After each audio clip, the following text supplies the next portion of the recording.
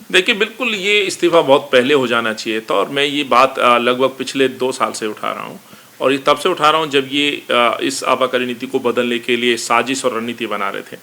वो अलग बात है, उस समय कोविड था और दिल्ली की जनता जो त्राहिमाम थी, सांसों के लिए तरस रही थी, ऑक्सीजन नहीं थी, दवाइयाँ नहीं थी, लेकिन अफसोस कि अरविंद केजरीवाल और इनके मंत्रिमंडल के लोग शराब माफियाओं के साथ मिलकर के ये प्रयास कर रहे थे कि किस तरह से नीति को बदला जाए और इस नीति के तहत हम पैसा कमाएं, और उसमें कुछ हद तक कामयाब भी हुए। लेकिन उसका तभी हमने पर्दाफाश किया, हम लोग सड़कों पर आए, चिट्ठियां लिखी, हम कमिश्नर पे गए, एलजी साहब के पास गए, हम हरदीपुरी साहब पे भी गए, लेकिन तानाशाही रवैया अपनाते हुए अरविंद ने पूरी तरह से इस शहर को बर्बाद कर दिया, शहर को ये नीति थोप दी और उसका नतीजा ये हुआ कि ये शहर विश्व में शराब की राजधानी के नाम से जाने लगा। याद होगा मैंने कहा था कि मनीष ही मजीठिया है।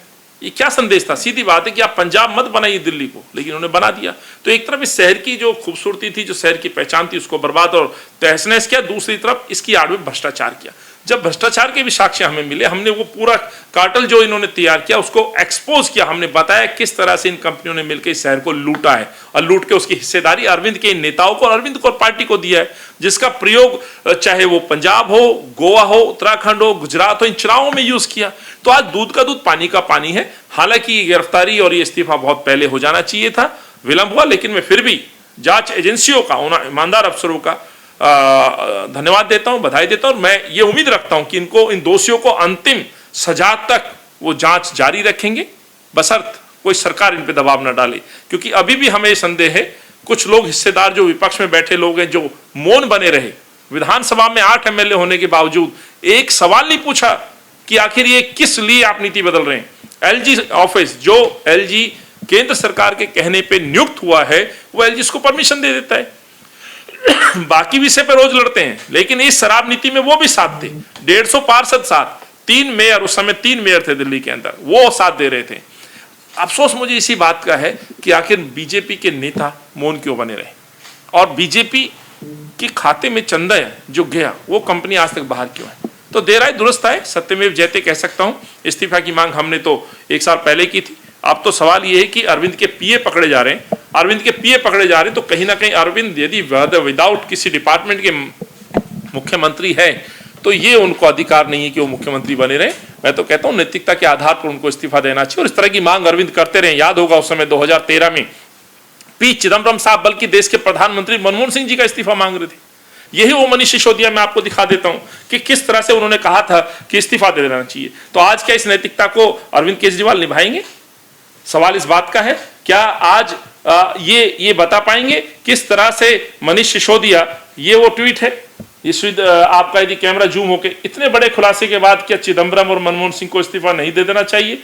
तो आज मैं अरविंद से पूछ रहा हूं, क्या उनको इस्तीफा नहीं दे देना चाहिए? आपका डिप्टी सीएम भ्रष्टाचार में अंदर है, जेल में है। आपके सिपा सलार सत्येंद्र जैन जेल में 2.5 महीने से, वो किस अधिकार से मंत्री बन के बैठे हैं?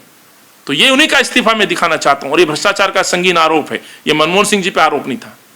वहीं पे दिल्ली सरकार जो है सबसे पहले बात करती है स्वास्थ्य की, फिर करती है शिक्षा की, और उनके दोनों ही मंत्री, शिक्षा मंत्री और स्वास्थ्य मंत्री, ये दोनों जेल में हैं और इन्होंने आज इस्तीफा दे दिया। इसको लेके कांग्रेस क्या? देखिए, ये हाथी के दांत खाने और दिखाने वाली बात पूरी कहावत इन पे लागू होती है। मैं आपको सिर्फ ये कहना चाहता हूँ, स्वास्थ्य के मॉडल की पोल पूरे विश्व ने देखी।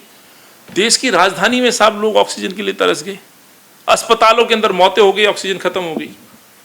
ये वो शहर है जिसमें शमशान घाट, कब्रिस्तानों में लोग अंतिम संस्कारों के लिए सिफारिश करते नजर आए। तो कैसा स्वास्थ्य का मॉडल है? किस तरह का शिक्षा मंत्री है? क्या कोई शिक्षा मंत्री जिस स्थान पे स्कूल की बसें बच्चों को पिक और ड्रॉप करने आती है, क्या उन चौक चौराहे पर शराब खोलने का अधिकार देगा? किस तरह का शिक्षा मंत्री है? शिक्षा की आड़ में कोई भ्रष्टाचार का आप सर्टिफिकेट नहीं ले सकते। सच्चाई यही है, आप दोषी हैं। आप भ्रष्टाचार के सारे पायदान इकट्ठे कर लीजिए, उनमें नंबर 1 आप मंत्री हैं। आप स्कूलों की इमारत दिखा करके आप करप्शन, भ्रष्टाचार, ये लूटने का काम नहीं कर सकते। अपराधी अपराधी है। 1 रुपये का भी यदि आप गबन करते हो तो आप अपराधी। उसमें तो हजारों करोड़ रुपए का गबन हुआ है और उसके लिए सीधे तौर पर यही अरविंद केजरीवाल के मंत्री और अरविंद केजरीवाल दोषी हैं। अभी कुछ देर पहले भाजपा की प्रेस कॉन्फ्रेंस के दौरान रविशंकर ने एक बयान दिया जिसमें यह भी कहा साफ तौर पर कि कांग्रेस और आम आदमी पार्टी इनकी मिलीभगत है, इनकी वजह से दिल्ली खराब हो गई।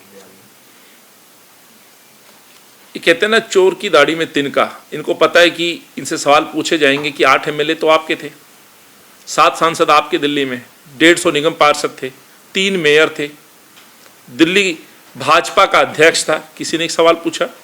किसी ने एक चिट्ठी लिखी? सवाल मैंने पूछे। पूरे 70 विधानसभाओं में कांग्रेस के कार्यकर्ताओं ने धरना प्रदर्शन करके सरकार को जगाने का काम किया।